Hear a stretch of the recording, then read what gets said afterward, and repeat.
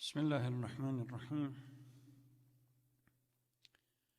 الحمد لله الذي بنعمته تتم الصالحات وبفضله تتنزل الخيرات والبركات، ثم الصلاة والسلام على سيدنا ونبينا وحبيب قلوبنا أبي القاسم المصطفى محمد وعلى آله الطاهرين وصحبه المنتجبين. اللهم صل على محمد. Praise be to Allah subhanahu wa ta'ala as a source of blessing for good deeds, and as His generosity is the source of bounties and grace for everyone. We convey our greeting and salutation to the Holy Prophet of Islam and his pure progenies. Sisters and brothers, Assalamu alaikum wa rahmatullahi wa barakatuh. Welcome to the 11th program within the 2021 Ramadan series. يقول الله تبارك وتعالى في القرآن الحكيم: أعوذ بالله من الشيطان اللعين الرجيم، بسم الله الرحمن الرحيم. لقد كان لكم في رسول الله أسوة حسنة لمن كان يرجو الله واليوم الآخر وذكر الله كثيرا. Ahzab 21. There is indeed a good model for you in the Messenger of Allah, for those who have hope in Allah and in the last day, and remember Allah constantly. Last night was the beginning of the second phase of this Ramadan program, in which I started focusing on the life of the Holy Prophet. And I outlined, because of the crisis that Muslims and Islam is going through, the troubling phase, it led the scholars and people to realize that they really needed to be extremely active in controlling the event that was wrecking their lives.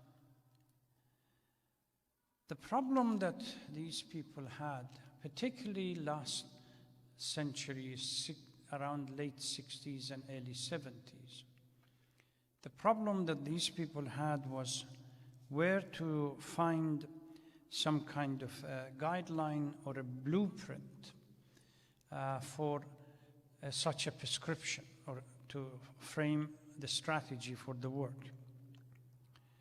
While some people opted primarily in searching the Western ideology for such a blueprint or guidelines, such as socialism, communism, and others. Others rejected this and focused on Islam, particularly in reassessing the Seerah and the Sunnah of the Holy Prophet. During late 1960s, I remember in Iraq, there were a number of scholars that became the champion in this field.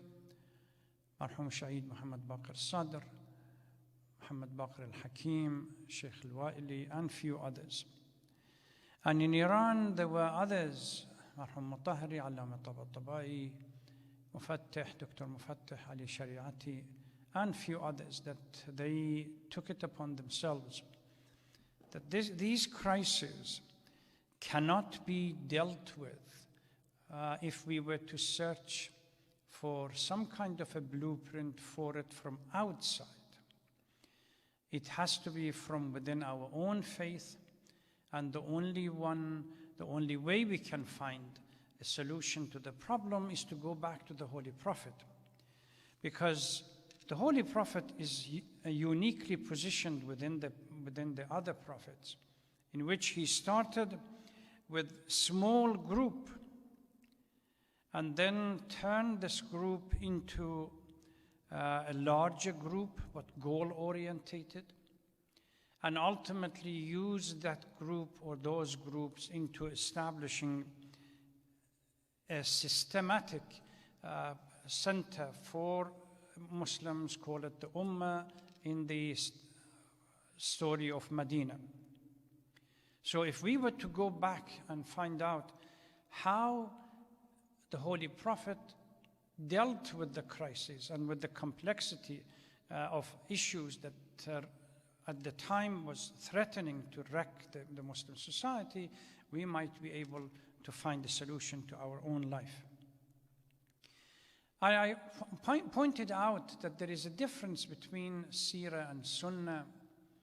Sunnah is literally the recording of the deed, words, and tacit acceptance of the Holy Prophet. And for the Shia community, by default, it moves into the Ahl al-Bayt as well. Seerah, on the other hand, if we think of what the Holy Prophet did, then we fall into the category of Sunnah. Why the Holy Prophet did what he did falls within the category of Seerah, that searches for a rationale that explains what the Holy Prophet and why the Holy Prophet reacted in a particular manner. I believe that since the role of the Holy Prophet is so central to understanding of Islam, as well as the Quran, a brief historical analysis of the life of the Holy Prophet would be useful as somehow an entry point into the conversation that would develop, inshallah, in few nights to come. I also briefly pointed out that the life of the Prophet, or the Holy Prophet, is uniquely, again, positioned in having so much references that we can use to establish at least some kind of a big picture. We may have differences of opinion about small steps within it, but the big picture is something that almost everyone agrees on. The Holy Quran refers to some of the surahs and some of the events, historical events. The writing of Sahaba is another source. The poem that was recited by a number of disciples during his life, and these were recorded, and a number of others that gives us a clear picture that we don't possess with regard to any of other prophet. Still, scholars debate about whether Prophet Jesus was a fiction or a reality, because the literature about his life is so scarce. And even the ones that we have available normally started 60, 70, 50 years after they call it the crucifixion or the disappearance or ascension of Jesus. Certainly, we don't have much to say about Prophet Musa's life, because nothing exists apart from some rabbinic tradition that were compiled over probably 2 or 3 centuries. Nothing apart, again, if we go from our point of view, if it wasn't the Holy Quran clearly crediting a character called Prophet Jesus, we really have no literature to prove it. It's very difficult, so scarce. And Prophet Ibrahim, again, we have to go to Quran to establish it, Prophet Nuh, etc., etc. So the fact that the Holy Prophet we have so many sources about the life of the Holy Prophet, we can at least begin to establish some broad picture of his life. The Holy Prophet was born in the Hashemite branch of Quraysh clan, which during the latter part of the 7th century and on, they became the leader of Mecca and they ruled over Mecca.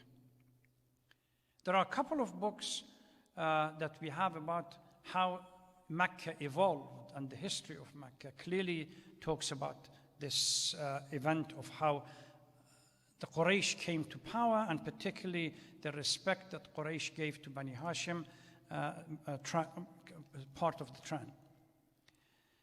Mecca at the time was a city primarily benefiting from two major income.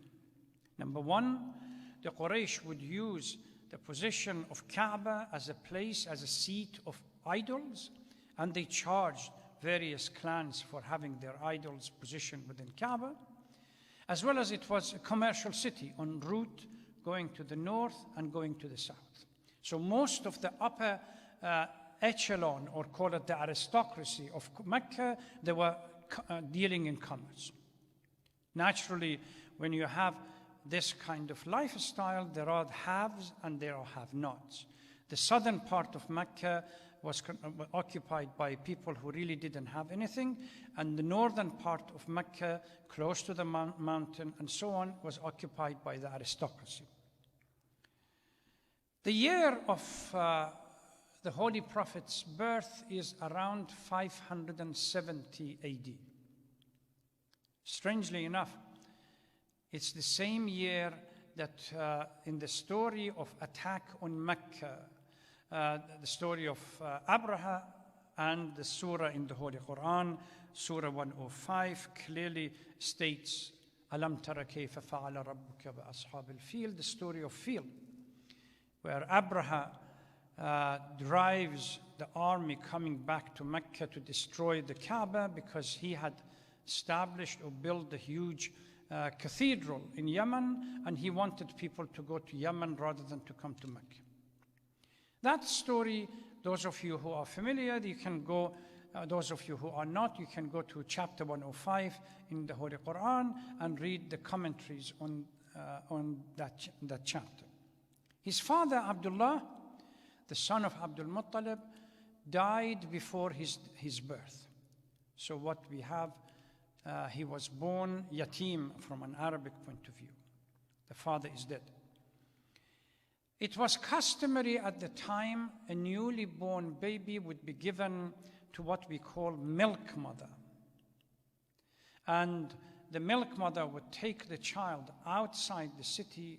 Now, if you look at, again, historian, various reasons are given for this. They say the weather outside in the countryside was much cleaner than the city. Others would indicate that it was the development of language, which was linguistically, it was more advanced in the country rather than in the city. Others would say that freedom to wander around, a child would wander around and have the fresh air, etc., etc.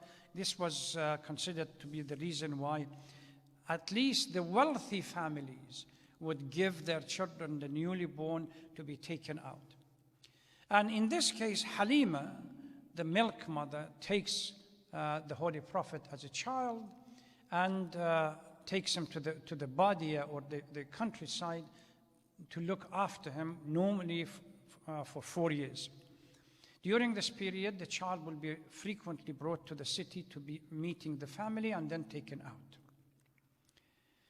If you look at the historians, now this section, the 4 years of the Holy Prophet's life, and what happened during the period that he lived in the Badia or countryside, has been the source of the creation of a unique mythology.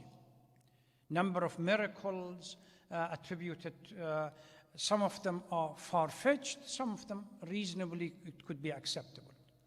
One thing which is very difficult to accept is the concept that it is very frequently stated in the Sunni books of history, that during one of these days that he was wandering around, either a jinn or a malaika came and took the child, so the child got lost. And once the child was brought back, according to this tradition, it indicates that this angel, be it Jibreel or anybody else, opened the chest, removed the heart, washed the heart of all impurities, and put the heart back and returned the child. Well, These are part of the mythology that I really don't want to discuss it here. So after his father's death, Abdul Muttalib, the wise and respected individual within Quraysh, as well as within Bani Hashim, took the responsibility of looking after his grandchild. And after the child returning to his mother around the age of 4, he stayed with his mother under the auspices of Abdul Muttalib, and ultimately in one of the trips that he had with his mother to go out of Mecca, on the way back to Medina, on the way back near Abwa, which is a small village in between, the mother feels sick and becomes ill and dies.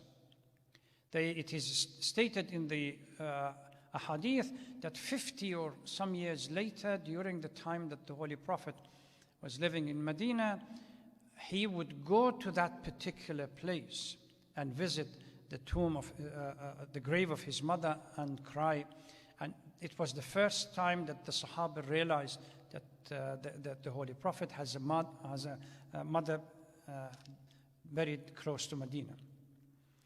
2 years after the death so by the death of his mother, now the child at the age of 6, according to Arabic language, becomes latim, which means both parents are lost. No, yatim is reference to when the father is lost. When both parents are lost, it's called latim. At the age of 8, he loses his grandfather, Abdul Muttalib. And the responsibility of looking after this child at the age of 8 and supervising his life falls within the authority given to his uncle Abu Talib, the father of Ali ibn Abi Talib. Because, as I indicated earlier, Mecca was a city of trade and commerce, so Abu Talib would travel to the north and to the south on commercial route. A couple of occasions, he took his nephew with him for these trade and commercial trips. Historians claim that in one of those trips, he was around the age of 12.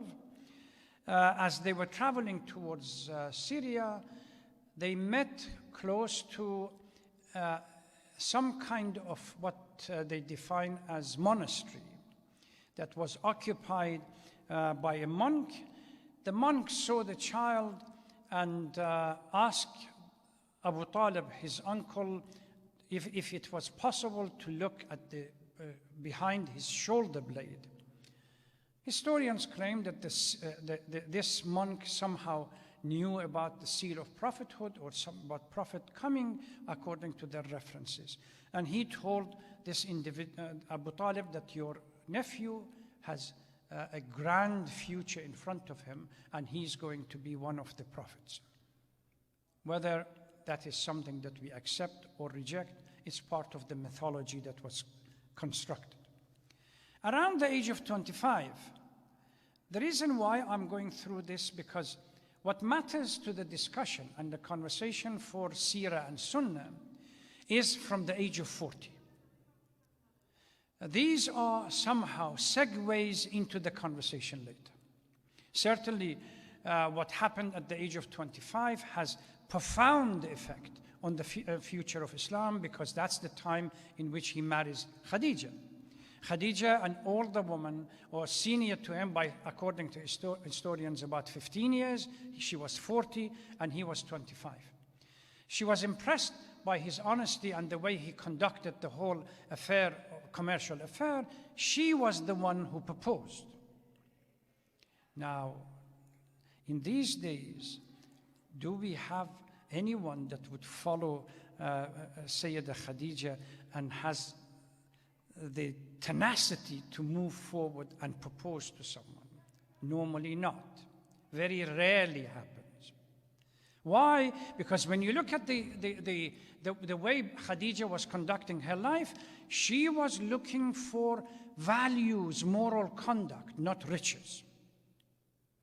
Otherwise, if she was looking for riches. There were a huge number of rich people within Mecca that they actually proposed to her, but she rejected. So this unique small family of Khadija, the Holy Prophet, and few years later, Ali ibn Abi Talib is brought into the family as a third member, where crisis and drought decimated the life of Mecca. And the Holy Prophet, with his uncle Abbas and Hamza, decided to go to Abu Talib. They agreed between themselves that, look, your brother and my uncle is extremely old, and hence he finds it very difficult to pay for the upkeep of this large family that he has. Nearly 6 children, plus probably a few of them that already passed away. So how about if we were to go to Abu Talib and ask each one of us to take one of the boys from him? They agreed. They went to Abu Talib. Abbas took Talib, because Abu Talib said, I cannot leave Aqil. Aqil has to stay with me. So the other 3 children, which was Talib and Ali ibn Amir al-Mu'mineen, salawatullah wa salamu alayhi, and the 3rd child, these 3 you can take them. They divided it between themselves. The Holy Prophet took Ali, which was about probably 3 or 4 years old. So now we have a family that starts with 3 members: the Khadija, Amir al-Mu'mineen, and the Holy Prophet. From what we have within the history, the marriage was extremely successful. Although there is a debate between the historians within the Shia or the Sunnis as to whether a couple of things here, whether Khadija was married before or not married before, or whether she had children before or not having children before, and how many children did she have after marrying the Holy Prophet. The Shia literature in history clearly states that Khadija was married before, and she had a number of girls out of that marriage, that they became the stepdaughters of the Holy Prophet.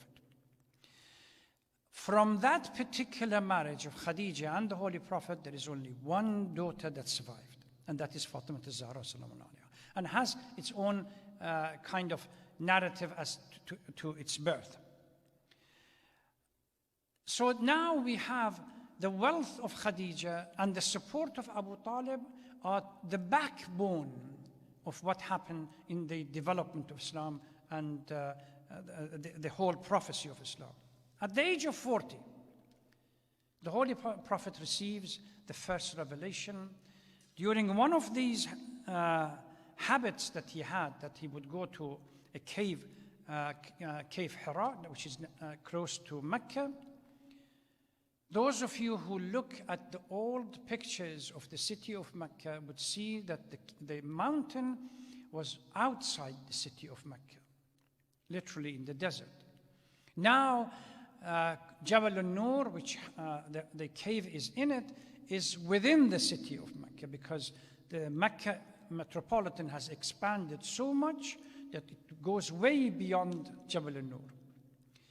Going up that mountain, it takes about an hour to get to the cave. Coming down, say, descent is easier, 45 minutes. Ascent is difficult.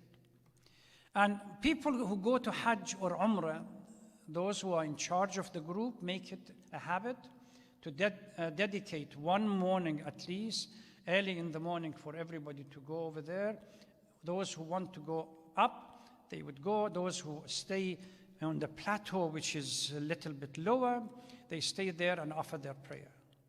It's a small cave, now adorned with verses of the Holy Quran, labels, and everything else. And people go there, visit, and then come down.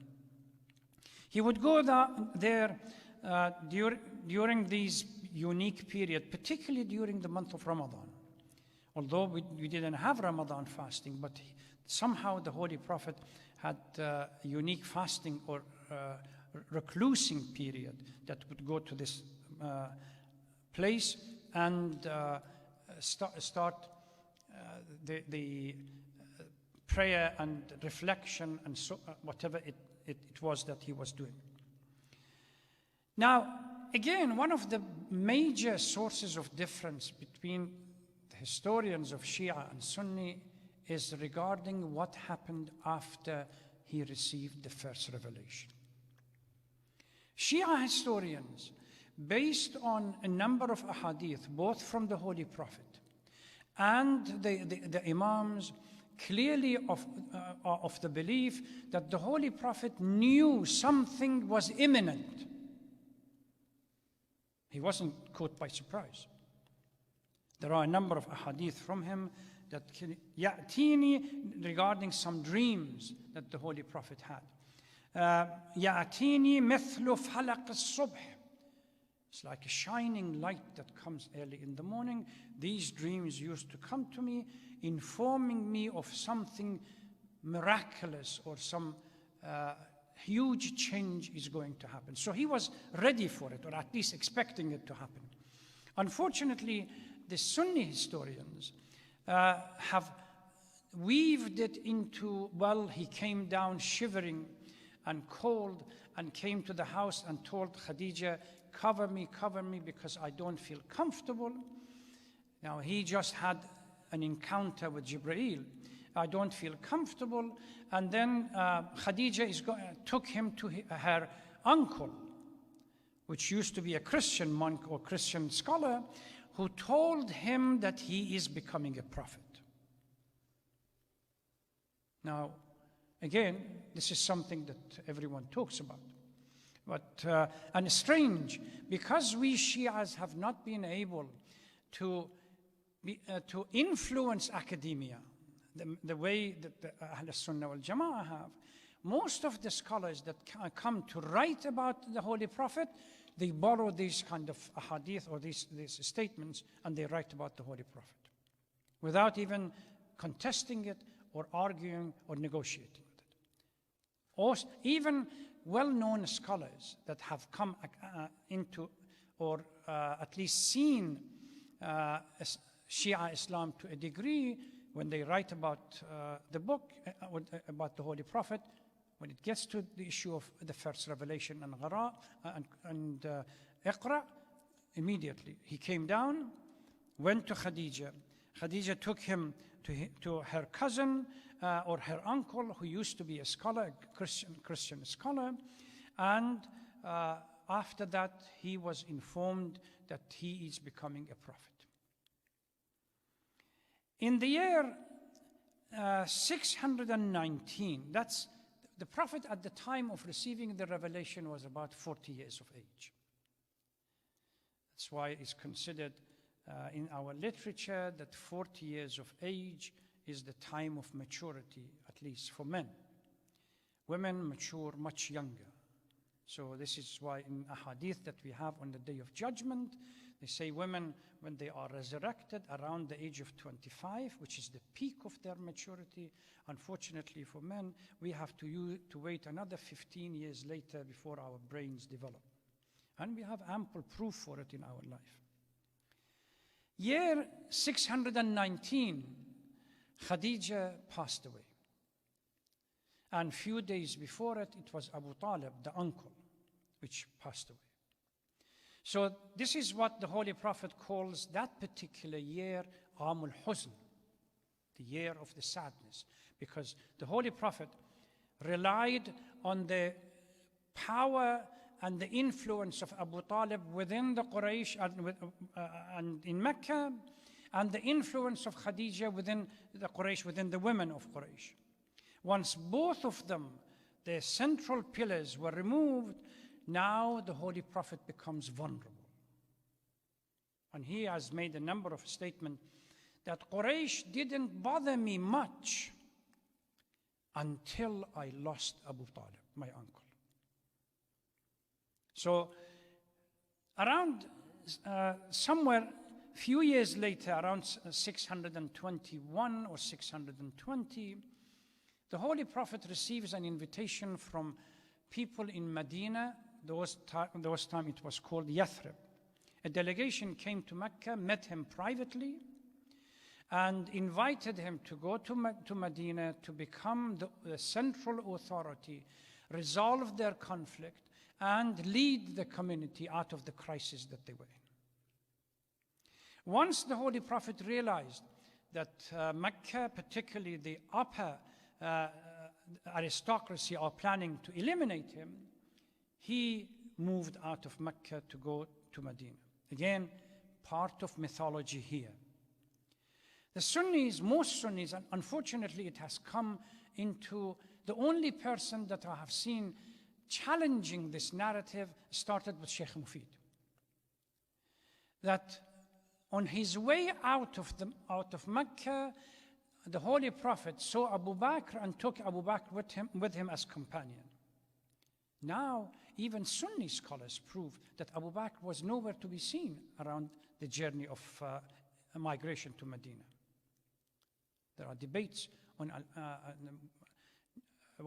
TVs, Al-Azhar, Egyptians, and so on, scholars that coming out, proving it without shadow of a doubt that Abu Bakr wasn't there. The person that was with the Holy Prophet in the cave was the guide, not Abu Bakr. The guide that was supposed to take him out of Mecca without being recognized, because he was well aware of the passages that he would take outside the major highways, so they will not find him.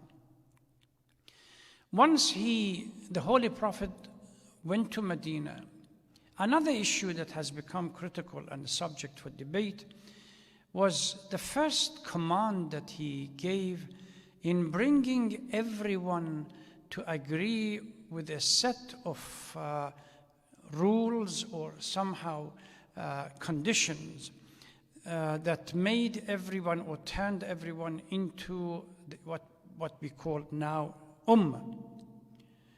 And strangely enough, within that command, which is now in the academic narratives or language, they call them the Protocol of Medina, and there is now a number of books written about it. Within that protocol that he developed, that people within Medina, so long as they are prepared to live under his guidance, but with a clear objective that they are going to work for the benefit and the peace of everybody else, so the goal-oriented community, if the Jewish community are prepared to be part of it, then they are going to be part of Ummah, which has caused huge amount of debate in academia regarding this particular issue, that how can the Holy Prophet bring Jews and include them within the Ummah, while we know the animosity or differences that exist between Muslims, at least in Medina time, between the Muslim and the Jewish community. Also, another issue that is of debate, hugely debated, is just before his death, the farewell journey or pilgrimage that he went to Hajj. And on his return, the story of Ghadir Khum, that the cause of the debate between the Shias and the Sunnis regarding whether the Holy Prophet appointed anyone to be his successor and to lead the community after him or not. These are some of the issues that we touched upon last night. Before I go into a list of characters which I consider somehow central concepts in the life of the Holy Prophet, that if we want to learn the blueprint from the Holy Prophet, we cannot do without these concepts in our life. Before we do that, if you go to the books written about Seerah, unfortunately, there is a misconception. They seem to be saying the word Seerah and they mean biography of the Holy Prophet. That's not what we call Seerah. Biography is a history, but Seerah is a totally different thing. If we want to go And I believe the mistake comes from Seerah al-Halabiyya or Muruj al-Dhahab and few others, that they called themselves the history they wrote about the Holy Prophet as titled it as Seerah, and people by mistake took that as an image and continued and writing Seerahs. There are a number of books written and available on Amazon. They call it Seerah. When you open and read them, it's nothing but the history of biography of the life of the Holy Prophet. So the reason why I say this is necessary, because I mean the distinction that I make is based on what linguistic or Arab distinction in books of language that separates these two concepts. You can asayr, which is to walk, but as-seerah talks about how somebody walks or the style of somebody's walking. So these are two different things. What we are trying to establish is not the narration from the Holy Prophet, but specifically what did the Holy Prophet, why did he do what he did at that time? And that style, the style of management, the style of dealing with people, the style of addressing himself, the style of writing to the other leaders around the world. All of these fall within the category of Seerah, which is how and why did the Holy Prophet did what he did.